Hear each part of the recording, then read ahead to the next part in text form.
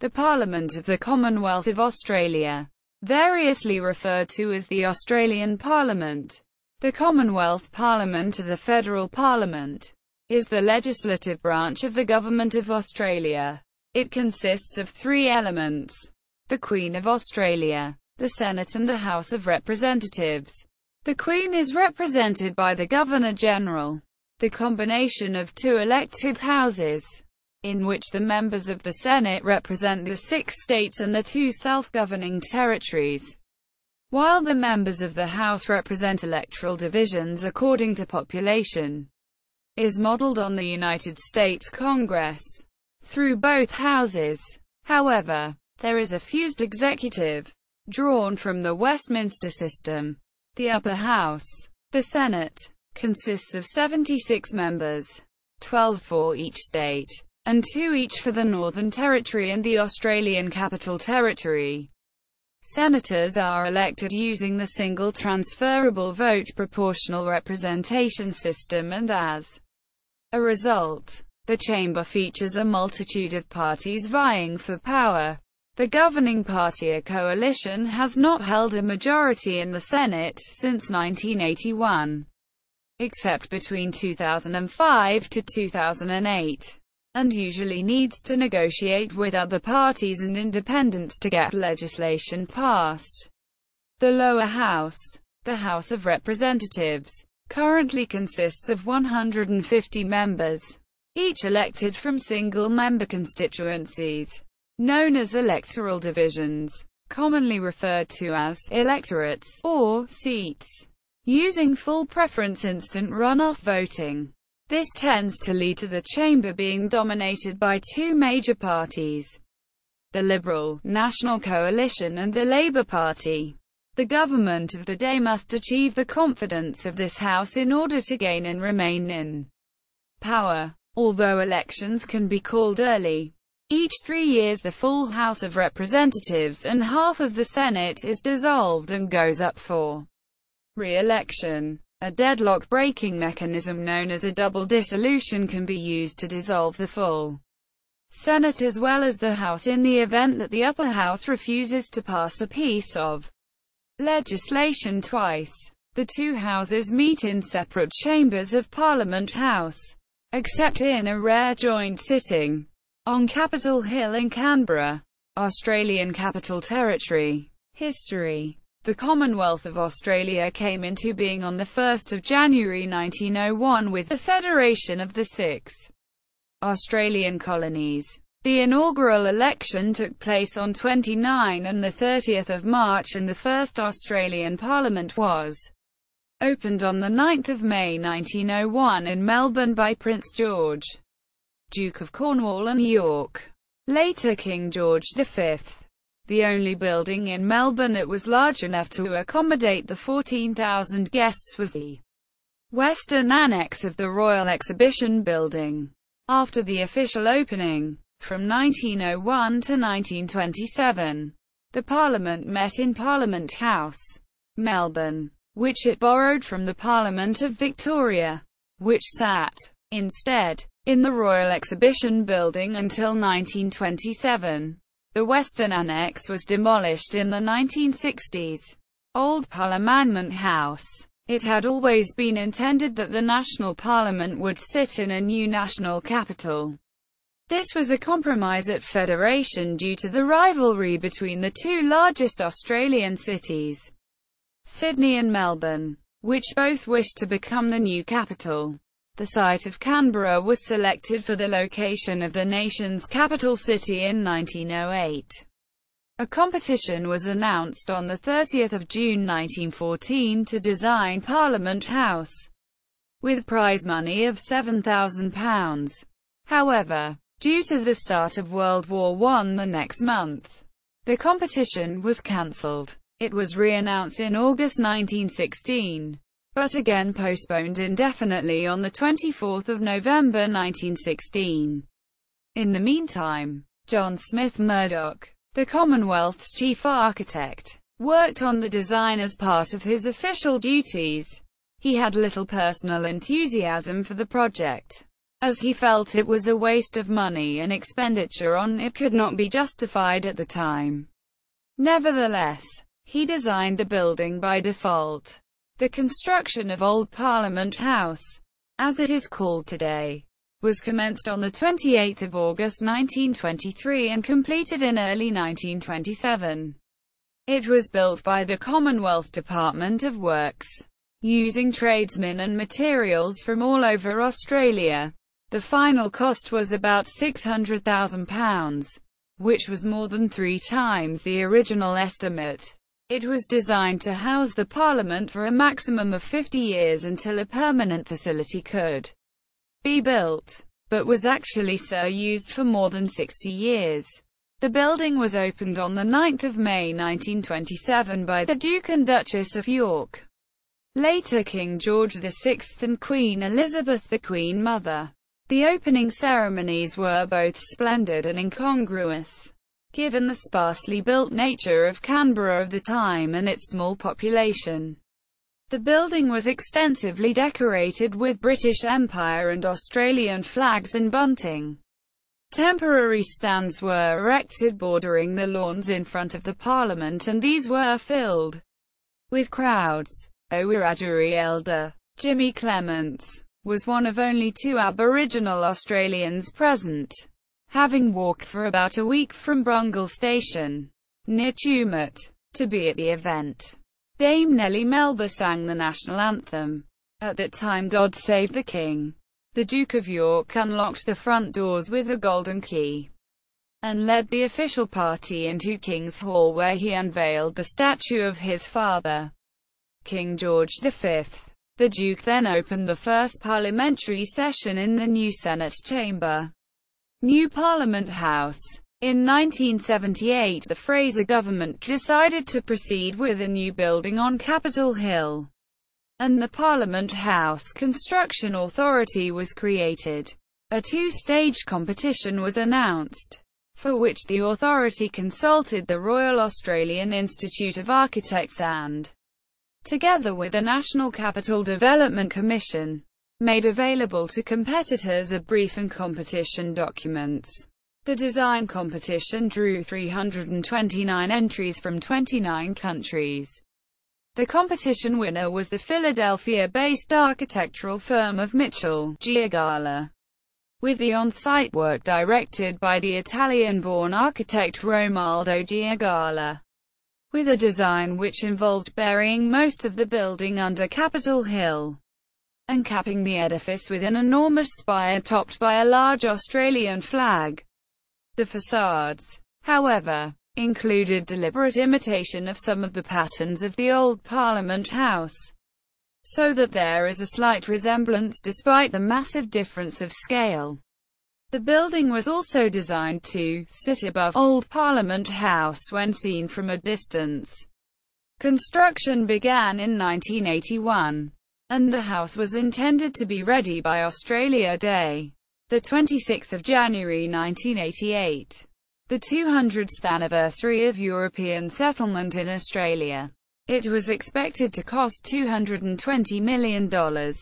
Neither the deadline nor the budget was met. In the end, it cost more than $1.1 billion to build. The new Parliament House was finally opened by Queen Elizabeth II, Queen of Australia, on 9 May 1988.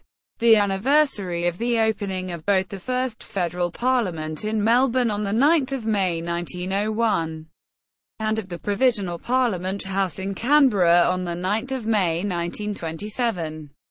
Composition and electoral systems. The Constitution establishes the Commonwealth Parliament, consisting of 3 components: the Queen of Australia, the Senate and the House of Representatives. Most of the constitutional functions of the Crown are given to the Governor-General, whom the Queen appoints on the advice of the Prime Minister to act as her representative in Australia. Specifically, the Constitution gives the Governor-General the power to assent to legislation, refuse to assent, or to reserve a bill for the Queen's pleasure. However, by convention, the Governor-General does not exercise these powers. other than in accordance with the advice of the Prime Minister. Senate. The upper house of the Australian Parliament is the Senate, which consists of 76 members. Like the United States Senate, on which it was partly modelled, the Australian Senate includes an equal number of senators from each state, regardless of population. Unlike it, however, the Australian Senate has always been directly elected. The US Senate has been directly elected only from 1913. The Constitution allows Parliament to determine the number of senators by legislation, provided that the 6 original states are equally represented. Furthermore, the Constitution provides that each original state is entitled to at least 6 senators. However, neither of these provisions applies to any newly admitted states or to territories. Pursuant to an Act of Parliament passed in 1973, senators are elected to represent the territories.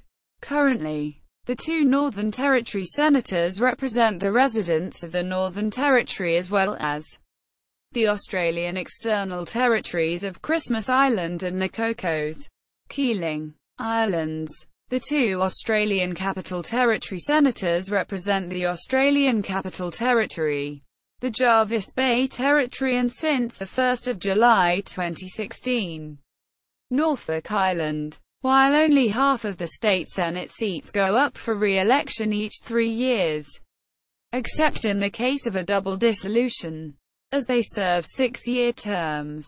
All of the territory senators must face the voters every 3 years. Until 1949, each state elected the constitutional minimum of 6 senators. This number increased to 10 from the 1949 election, and was increased again to 12 from the 1984 election. The system for electing senators has changed several times since Federation. The original arrangement involved a first-past-the-post block voting or winner-takes-all system on a state-by-state basis. This was replaced in 1919 by preferential block voting. Block voting tended to produce landslide majorities and even wipeouts.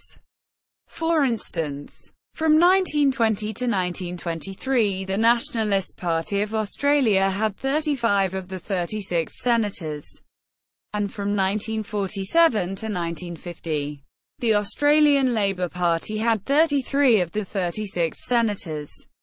In 1948, single transferable vote proportional representation on a state-by-state basis became the method for electing senators. This change has led to the rise of a number of minor parties such as the Democratic Labour Party, Australian Democrats and Australian Greens, who have taken advantage of this system to achieve parliamentary representation and the balance of power. From the 1984 election, group ticket voting was introduced in order to reduce a high rate of informal voting, but in 2016, group tickets were abolished to avoid undue influence of preference deals amongst parties that were seen as distorting election results, and a form of optional preferential voting was introduced. Section 15 of the Constitution provides that a casual vacancy of a state senator shall be filled by the state parliament. If the previous senator was a member of a particular political party, the replacement must come from the same party, but the state parliament may choose not to fill the vacancy, in which case Section 11 requires the Senate to proceed regardless, if the state parliament happens to be in recess when the vacancy occurs. The Constitution provides that the state governor can appoint someone to fill the place until 14 days after the state parliament resumes sitting. The state parliament can also be recalled to ratify a replacement. House of Representatives. The lower house of the Australian Parliament. The House of Representatives is made up of single-member electorates with roughly the same population as is convention in the Westminster System. The party, a coalition of parties that has the majority in this house, forms the government with the leader of that party or coalition becoming the Prime Minister. If the government loses the confidence of the House, they are expected to call a new election or resign. Parliament may determine the number of members of the House of Representatives, but the Constitution provides that this number must be, as nearly as practicable, twice the number of senators. This requirement is commonly called the nexus provision. Hence, the House presently consists of 150 members. Each state is allocated seats based on its population. However, each original state, regardless of size, is guaranteed at least 5 seats. The Constitution does not guarantee representation for the territories. Parliament granted a seat to the Northern Territory in 1922, and to the Australian Capital Territory in 1948. These territorial representatives, however, had only limited voting rights until 1968. Federal electorates have their boundaries redrawn or redistributed whenever a state or territory has its number of seats adjusted. If electorates are not generally matched by population size, or if 7 years have passed since the most recent redistribution, from 1901 to 1949, the House consisted of either 74 or 75 members. The Senate had 36. Between 1949 and 1984, it had between 121 and 127 members. The Senate had 60 until 1975, when it increased to 64. In 1977, the High Court ordered that the size of the House be reduced from 127 to 124 members to comply with the nexus provision. In 1984, both the Senate and the House were enlarged. Since then, the House has had between 148 and 150 members. The Senate has 76. From the beginning of Federation until 1918, first past the post voting was used in order to elect members of the House of Representatives, but since the 1918 Swan by-election, which Labour unexpectedly won with the largest primary vote due to vote splitting amongst the Conservative parties, the Nationalist Party of Australia government, a predecessor of the modern-day Liberal Party of Australia, changed the lower house voting system to instant runoff voting, which in Australia is known as full preferential voting. As of the subsequent 1919 election, this system has remained in place ever since, allowing the coalition parties to safely contest the same seats. Full preferential voting re-elected the Bob Hawke government at the 1990 election, the first time in federal history that Labour had obtained a net benefit from preferential voting. Both houses. It is not possible to be simultaneously a member of both the Senate and the House of Representatives, but a number of people have been members of both houses at different times in their parliamentary career. See list of people who have served in both houses of the Australian Parliament. Only Australian citizens are eligible for election to either house. They must not also hold citizenship of a foreign power. When the Constitution was drafted, all Australians were British subjects, so the word foreign meant non-British. But, in the landmark case Sue v. Hill, 1999, the High Court of Australia ruled that, at least since the Australia Act 1986, Britain has been a foreign power, so that British citizens are also excluded. Compulsory voting was introduced for federal elections in 1924. The immediate justification for compulsory voting was the low voter turnout, 59.38%, at the 1922 federal election, down from 71.59% at the 1919 federal election. Compulsory voting was not on the platform of either the Stanley Bruce-led Nationalist Country Party coalition government or the Matthew Charlton-led Labour opposition. The actual initiative for change was made by Herbert Payne, a backbenched Tasmanian nationalist senator who on 16 July 1924 introduced a private senator's bill.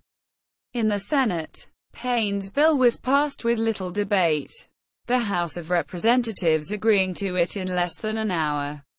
And in neither house was a division required.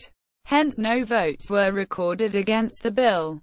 The 1925 federal election was the first to be conducted under compulsory voting, which saw the turnout figure rise to 91.4%.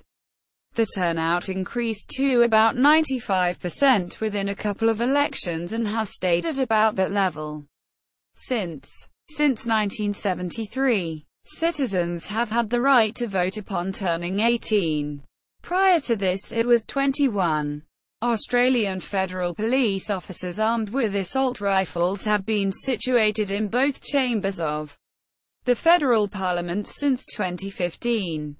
It is the first time in Australian history that a parliament has possessed armed personnel.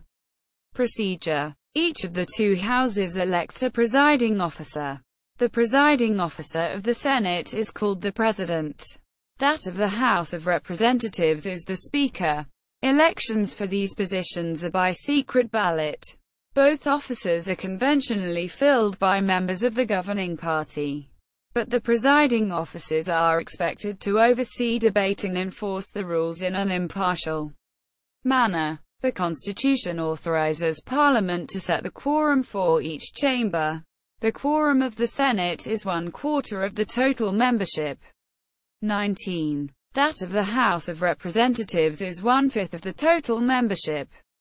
30. In theory, if a quorum is not present, then a House may not continue to meet. In practice, members usually agree not to notice that a quorum is not present, so that debates on routine bills can continue without other members having to be present. Sometimes the opposition will call a quorum as a tactic to annoy the government or delay proceedings, particularly when the opposition feels it has been unfairly treated in the House. The session of the relevant House is suspended until a quorum is present. It is the responsibility of the government whips to ensure that, when a quorum is called, enough government members are present to make up a quorum. Both houses may determine motions by voice vote. The presiding officer puts the question, and, after listening to shouts of aye and no from the members, announces the result. The announcement of the presiding officer settles the question, unless at least two members demand a division, or a recorded vote. In that case the bells are rung throughout Parliament House summoning senators or members to the chamber. During a division, members who favor the motion move to the right side of the chamber, whereas those opposed move to the left. They are then counted by the tellers, government and opposition whips, and the motion is passed or defeated accordingly. In the Senate, in order not to deprive a state of a vote in what is supposed to be a state's house, the president is permitted a vote along with other senators. However, that right is rarely exercised. In the case of a tie, the president does not have a casting vote and the motion fails. In the House of Representatives, the Speaker does not vote, except in the case of a tie. See casting vote. Most legislation is introduced into the House of Representatives and goes through a number of stages to become a law. The first stage is a first reading, where the legislation is introduced to the chamber. Then there is a second reading, where a vote is taken on the general outlines of the bill. The legislation can then be considered by a House committee, which reports back to the House on any recommendations. This is followed by a consideration in detail stage, where the House can explore the bill in detail and make any amendments. This is finally followed by a third reading, where the bill is either passed or rejected by the House. If passed, the legislation is then sent to the Senate, which has a similar structure of debate and passage except that the consideration in detail stage is replaced by a similar committee of the whole. Once a bill has been passed by both houses in the same form, it is then presented to the Governor-General for royal assent. Functions. The principal function of the Parliament is to pass laws or legislation. Any senator or member may introduce a proposed law, a bill, except for a money bill, a bill proposing an expenditure or levying a tax, which must be introduced in the House of Representatives. In practice, the great majority of bills are introduced by ministers. Bills introduced by other members are called private members' bills. All bills must be passed by both houses to become law. The Senate has the same legislative powers as the House, except that it may not amend money bills, only pass or reject them.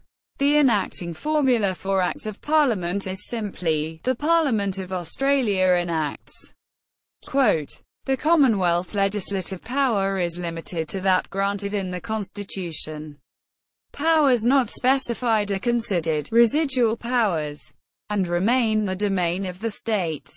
Section 51 grants the Commonwealth power over areas such as taxation, external affairs, defence and marriage. Section 51 also allows state parliaments to refer matters to the Commonwealth to legislate. Section 96 of the Australian Constitution gives the Commonwealth Parliament the power to grant money to any state, on such terms and conditions as the Parliament thinks fit. In effect, the Commonwealth can make grants subject to states implementing particular policies in their fields of legislative responsibility. Such grants, known as tied grants, since they are tied to a particular purpose, have been used to give the federal parliament influence over state policy matters such as public hospitals and schools. The parliament performs other functions besides legislation. It can discuss urgency motions or matters of public importance. These provide a forum for debates on public policy matters.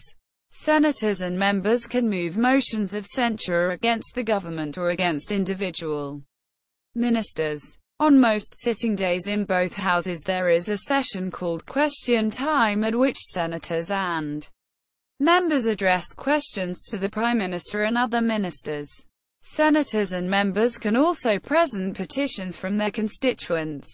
Both houses have an extensive system of committees in which draft bills are debated. Evidence is taken and public servants are questioned. There are also joint committees, composed of members from both houses. Conflict between the houses. In the event of conflict between the two houses over the final form of legislation, the Constitution provides for a simultaneous dissolution of both houses, known as a double dissolution. Section 57 of the Constitution states that if the House of Representatives passes any proposed law, and the Senate rejects or fails to pass it, or passes it with amendments to which the House of Representatives will not agree, and if after an interval of 3 months the House of Representatives, in the same or the next session, again passes the proposed law with or without any amendments which have been made, suggested, or agreed to by the Senate, and the Senate rejects or fails to pass it, or passes it with amendments to which the House of Representatives will not agree, the Governor-General may dissolve the Senate and the House of Representatives simultaneously. Quote, in an election following a double dissolution, each state elects their entire 12th-seat Senate delegation, while the two territories represented in the Senate each elect their 2 senators as they would in a regular federal election. Because all seats are contested in the same election, it is easier for smaller parties to win seats under the single transferable vote system. The quota for the election of each senator in each Australian state in a full Senate election is 7.69% of the vote, while in a normal half-Senate election the quota is 14.28%. If the conflict continues after such an election, the Governor-General may convene a joint sitting of both houses to consider the bill or bills, including any amendments which have been previously proposed in either house, or any new amendments. If a bill is passed by an absolute majority of the total membership of the joint sitting, it is treated as though it had been passed separately by both houses, and is presented for royal assent. With proportional representation, and the small majorities in the Senate compared to the generally larger majorities in the House of Representatives, and the requirement that the number of members of the House be, nearly as practicable, twice that of the Senate, a joint sitting after a double dissolution is more likely than not to lead to a victory for the House over the Senate. This provision has only been invoked on one occasion, after the election following the 1974 double dissolution. However, there are other occasions when the two houses meet as one. See Joint Meetings of the Australian Parliament. Committees. In addition to the work of the main chambers, both the Senate and the House of Representatives also have a large number of committees which deal with matters referred to them by their respective houses. They provide the opportunity for all members and senators to ask questions of ministers and public officials, as well as conduct inquiries, examine policy and legislation. Once a particular inquiry is completed, the members of the committee can then produce a report to be tabled in Parliament, outlining what they have discovered as well as any recommendations that they have produced for the government to consider. The ability of the Houses of Parliament to establish committees is referenced in Section 49 of the Constitution, which states that the powers, privileges, and immunities of the Senate and of the House of Representatives, and of the members and the committees of each House, shall be such as are declared by the Parliament, and until declared shall be those of the Commons House of Parliament of the United Kingdom, and of its members and committees. At the establishment of the Commonwealth, quote, parliamentary committees can be given a wide range of powers. One of the most significant powers is the ability to summon people to attend hearings in order to give evidence and submit documents. Anyone who attempts to hinder the work of a parliamentary committee may be found to be in contempt of Parliament. There are a number of ways that witnesses can be found in contempt. These include refusing to appear before a committee when summoned, refusing to answer a question during a hearing or to produce a document, or later being found to have lied to or misled a committee. Anyone who attempts to influence a witness may also be found in contempt. Other powers include the ability to meet throughout Australia, to establish subcommittees and to take evidence in both public and private hearings. Proceedings of committees are considered to have the same legal standing as proceedings of Parliament. They are recorded by Hansard, except for private hearings, and also operate under parliamentary privilege. Every participant, including committee members and witnesses giving evidence, are protected from being prosecuted under any civil or criminal action for anything they may say during a hearing. Written evidence and documents received by a committee are also protected. Types of committees include standing committees, which are established on a permanent basis and are responsible for scrutinizing bills and topics referred to them by the Chamber, examining the government's budget and activities in what is called the budget estimates process, and for examining departmental annual reports and activities. Select committees, which are temporary committees, established in order to deal with particular issues. Domestic committees, which are responsible for administering aspects of the Parliament's own affairs. These include the selection committees of both houses that determine how the Parliament will deal with particular pieces of legislation and private members' business, and the privileges committees, that deal with matters of parliamentary privilege. Legislative scrutiny committees, which examine legislation and regulations to determine their impact on individual rights and accountability. Joint committees are also established to include both members of the House of Representatives and the Senate. Relationship with the government. Under the Constitution, the Governor-General has the power to appoint and dismiss ministers of state, who administer government departments. In practice, the Governor-General chooses ministers in accordance with the traditions of the Westminster System. That the government be drawn from the party or coalition of parties that has a majority in the House of Representatives, with the leader of the largest party becoming Prime Minister. These ministers then meet in a council known as Cabinet. Cabinet meetings are strictly private and occur once a week, where vital issues are discussed and policy formulated. The Constitution does not recognize the Cabinet as a legal entity. It exists solely by convention. Its decisions do not in and of themselves have legal force. However, it serves as the practical expression of the Federal Executive Council, which is Australia's highest formal governmental body. In practice, the Federal Executive Council meets solely to endorse and give legal force to decisions already made by the Cabinet. All members of the Cabinet are members of the Executive Council, while the Governor-General is nominal presiding officer. She or he almost never attends Executive Council meetings. The Governor-General is bound by convention to follow the advice of the Executive Council on almost all occasions, giving it de facto executive power. A senior member of the Cabinet holds the office of Vice President of the Executive Council and acts as presiding officer of the Executive Council in the absence of the Governor-General.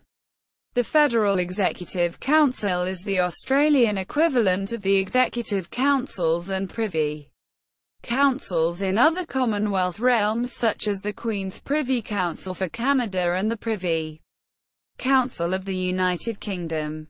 A minister is not required to be a senator or a member of the House of Representatives at the time of their appointment, but their office is forfeited if they do not become a member of either house within 3 months of their appointment. This provision was included in the Constitution, Section 64, to enable the inaugural ministry, led by Edmund Barton, to be appointed on 1 January 1901, even though the first federal elections were not scheduled to be held until 29 and 30 March.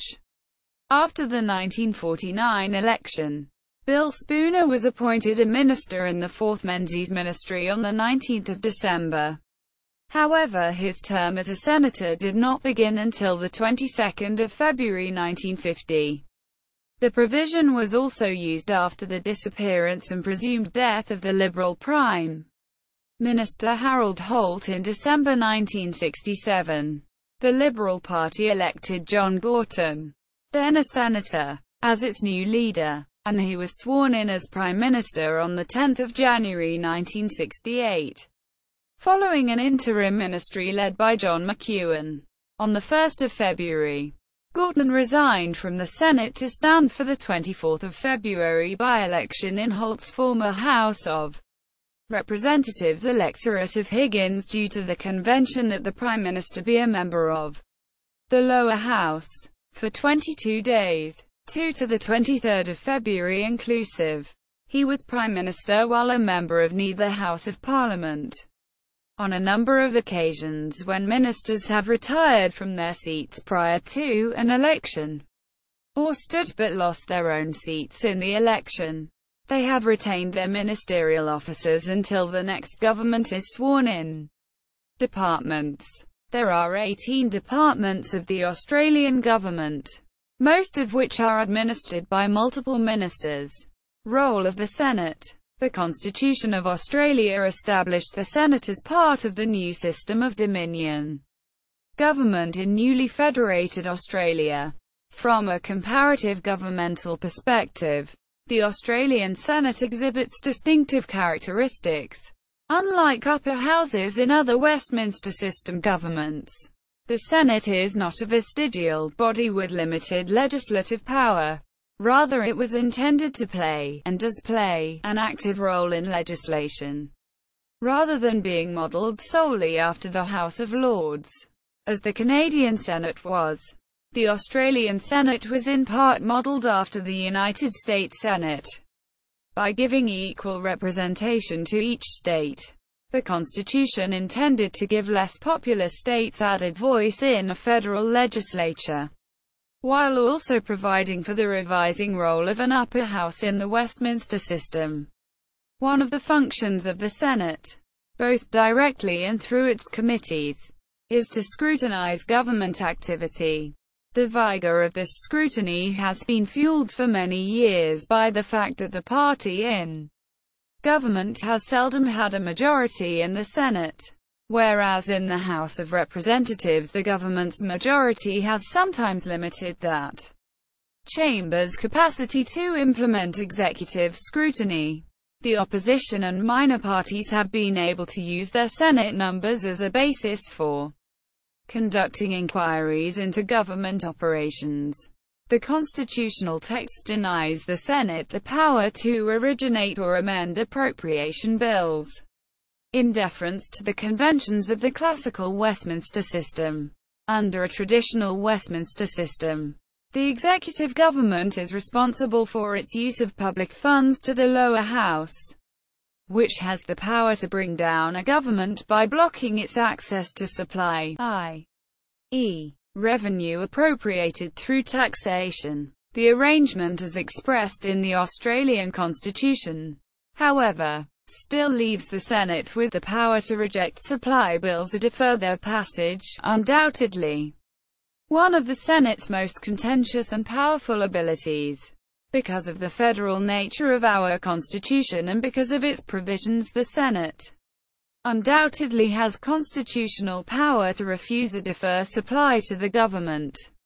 Because of the principles of responsible government, a Prime Minister who cannot obtain supply, including money for carrying on the ordinary services of government, must either advise a general election or resign. If he refuses to do this, I have the authority and indeed the duty under the Constitution to withdraw his commission as Prime Minister. The position in Australia is quite different from a position in the United Kingdom. Here the confidence of both houses on supply is necessary to ensure its provision. In United Kingdom the confidence of the House of Commons alone is necessary. But both here and in the United Kingdom the duty of the Prime Minister is the same in a most important aspect. If he cannot get supply, he must resign or advise an election. The ability to block supply was the origin of the 1975 Australian constitutional crisis. The opposition used its numbers in the Senate to defer supply bills, refusing to deal with them until an election was called for both houses of Parliament, an election which it hoped to win. The Prime Minister of the day, Gough Whitlam, contested the legitimacy of the blocking and refused to resign. The crisis brought to a head two Westminster conventions that, under the Australian constitutional system, were in conflict. Firstly, that a government may continue to govern for as long as it has the support of the lower house, and secondly, that a government that no longer has access to supply must either resign or be dismissed.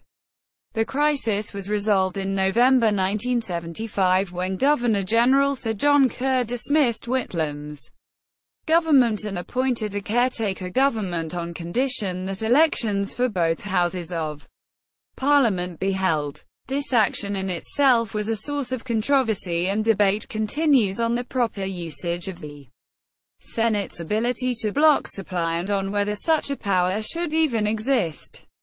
The blocking of supply alone cannot force a double dissolution. There must be legislation repeatedly blocked by the Senate which the government can then choose to use as a trigger for a double dissolution. Privileges. Members of the Australian Parliament do not have legal immunity. They can be arrested and tried for any offence. They do, however, have parliamentary privilege. They cannot be sued for anything they say in Parliament about each other or about persons outside the Parliament. This privilege extends to reporting in the media of anything a senator or member says in Parliament. The proceedings of parliamentary committees, wherever they meet, are also covered by privilege, and this extends to witnesses before such committees. From the beginning of Federation until 1987, parliamentary privilege operated under Section 49 of the Constitution, which established the privileges of both houses and their members to be the same as the House of Commons of the United Kingdom at the time of the Constitution's enactment. The Parliament was also given the power to amend its privileges. In 1987, the Parliament passed the Parliamentary Privileges Act, which clarified the meaning and extent of privilege as well as how the Parliament deals with breaches. There is a legal offence called contempt of Parliament. A person who speaks or acts in a manner contemptuous of the Parliament or its members can be tried and, if convicted, imprisoned. The Parliament previously had the power to hear such cases itself, and did so in the Brown-Fitzpatrick privilege case, 1955. This power has now been delegated to the courts. There have been few convictions. In May 2007, Harriet Swift, an anti-logging activist from New South Wales, was convicted and reprimanded for contempt of Parliament, after she wrote fictitious press releases and letters purporting to be from federal MP Gary Nenn as an April Fool's Day prank. Broadcasting. Radio broadcasts of parliamentary proceedings began on 10 July 1946. They were originally broadcast on Radio National. Since August 1994 they have been broadcast on ABC News Radio, a government-owned channel set up specifically for this function. It operates 24 hours a day and broadcasts other news items when Parliament is not sitting. The first televised parliamentary event was the historic 1974 joint sitting. Regular free-to-air television broadcasts of Question Time began in August 1990 from the Senate, and February 1991 from the House of Representatives. Question Time from the House of Representatives is televised live, and the Senate Question Time is recorded and broadcast later that day. Other free-to-air televised broadcasts include the Treasurer's budget speech and the Leader of the Opposition's reply to the budget 2 days later, the opening of Parliament by the Governor-General, the swearing-in of Governors-General, and addresses to the Parliament by visiting heads of state. In 2009, the pay TV company Foxtel launched A-Span, now called APAC or Australia's Public Affairs Channel, which broadcasts live sittings of the House of Representatives and the Senate, parliamentary committee meetings and political press conferences. The Parliament House official website provides free extensive daily proceedings of both chambers as well as committee hearings live on the Internet. Current Parliament. The current Parliament is the 45th Australian Parliament. The most recent federal election was held on 2 July 2016 and the 45th Parliament first sat on 30 August. The outcome of the 2016 election saw the first-term incumbent Liberal National Coalition re-elected, with 76 seats in the 150-seat House of Representatives. A bare one-seat majority government minus the closest federal majority result since the 1961 election. The coalition lost 14 seats. The Shorten Labour opposition won 69 seats, an increase of 14 seats. On the crossbench, the Australian Greens, the Nick Xenophon team, Katter's Australian Party, and independents Andrew Wilkie and Cathy McGowan won a seat each. The Senate results saw the Liberal National Coalition with 30 seats, -3, Labour with 26, +1, the Greens with 9, -1, One Nation with 4, +4, and Nick Xenophon with 3, +2. Darren Hinch won a seat, while Liberal Democrat David Lyon-Helm, Family First's Bob Day, and Jackie Lambie retained their seats. The number of crossbenchers increased by 2 to a record 20. The Liberal National Coalition required at least 9 additional votes to reach a Senate majority, an increase of 3. The Liberal National Coalition and Labour parties agreed that the first elected 6 of 12 senators in each state would serve a 6-year term, while the last 6 elected in each state would serve a 3-year term. Despite 2 previous bipartisan Senate resolutions to use an alternative method to allocate long and short-term seats. By doing this, Labour and the coalition each gained 1 Senate seat from 2019. Bob Day, of the Family First Party, resigned from the Senate on 1 November 2016 following the collapse of his business. His eligibility to have stood in the 2016 election was referred by the Senate to the High Court, sitting as the Court of Disputed Returns. In April 2017, the court found that Day was not validly elected at the 2016 election and ordered that a special recount of South Australian ballot papers be held in order to determine his replacement. The court announced that Lucy Gittuhi was elected in his place on 19 April 2017. On 26 April 2017, Family First merged with the Australian Conservatives. However, Gittuhi declined to join the new party, announcing she would sit as an independent. Rodney Coulton, who had left Pauline Hanson's One Nation party on 19 December 2016 to become an independent, had his eligibility to stand in the 2016 election challenged on 2 constitutional grounds. Among the grounds of ineligibility provided in Constitution Section 44. A person cannot sit in either house of the Parliament if they are bankrupt or have been convicted of a criminal offence carrying a potential prison sentence of 1 year or more. Coulton was declared bankrupt by the federal court on 23 December 2016. On the 11th of January 2017, after receiving an official copy of the judgment, the President of the Senate declared Coulton's seat vacant. Coulton's appeal against that judgment was dismissed by a full court of the federal court on 3 February 2017. This judgment was followed later on the same day by the High Court's decision that Coulton was ineligible owing to conviction for a criminal offence carrying a potential prison sentence of 1 year or more. This was a decision as the Court of Disputed Returns following a reference by the Senate at the same time as with Day. It was decided that, since Coulton's liability to a 2-year sentence for larceny had been in place at the time of the 2016 election, he had been ineligible for election and that this was not affected by the subsequent annulment of that conviction. The court also held that the resulting vacancy should be filled by a recount of the ballot, in a manner to be determined by a single justice of the court. Following that recount, on 10 March 2017 the High Court named Peter Georgiou as his replacement, returning One Nation to 4 seats. On 7 February 2017, South Australian Senator Cory Bernardi resigned from the Liberal Party to form a new party called the Australian Conservatives.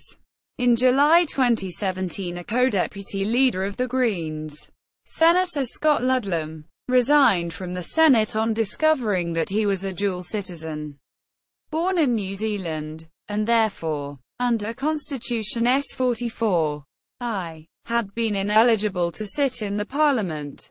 The revelation prompted Ludlam's fellow co-deputy leader of the Greens, Senator Larissa Waters, to examine her citizenship status and, on discovering that she too was a dual citizen, born in Canada, she also resigned. The Senate has referred their cases to the High Court as Court of Disputed Returns, and it is expected that both seats will be filled by a recount of the 2016 election, respectively in Western Australia and in Queensland, resulting in the seats being filled by the candidates who came next in each state.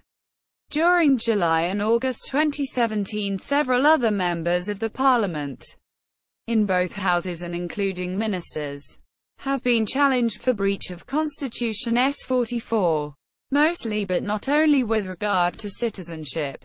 They are not resigning, and their cases too are being referred to the High Court as Court of Disputed Returns. Historical compositions. Senate. The Senate has included representatives from a range of political parties, including several parties that have seldom or never had representation in the House of Representatives, but which have consistently secured a small but significant level of electoral support. As the table shows, results represent the composition of the Senate after the elections. The full Senate has been contested on 8 occasions, the inaugural election and 7 double dissolutions. These are underlined and highlighted in Puce. House of Representatives. A two-party system has existed in the Australian House of Representatives since the two non-Labor parties merged in 1909. The 1910 election was the first to elect a majority government, with the Australian Labor Party concurrently winning the first Senate majority. Prior to 1909, a three-party system existed in the chamber. A two-party preferred vote, 2PP, has been calculated since the 1919 change from first past the post to preferential voting and subsequent introduction of the coalition. ALP equals Australian Labor Party. L plus NP equals grouping of Liberal, National, LNP, CLP coalition parties, and predecessors. OTH equals other parties and independents. See also. Next, Australian federal election. Chronology of Australian federal parliaments. Father of the Australian Parliament. List of legislatures by country. List of official openings by Elizabeth II in Australia. Members of the Australian House of Representatives, 2016 to 2019. Members of the Australian Senate, 2016 to 2019. Members of the Parliament of Australia who have served for at least 30 years. Notes. Further reading. The Parliament of Australia's website. The Australian Constitution from the Federal Register of Legislation. Australian Parliament, live broadcasting. Parliament of Australia committees.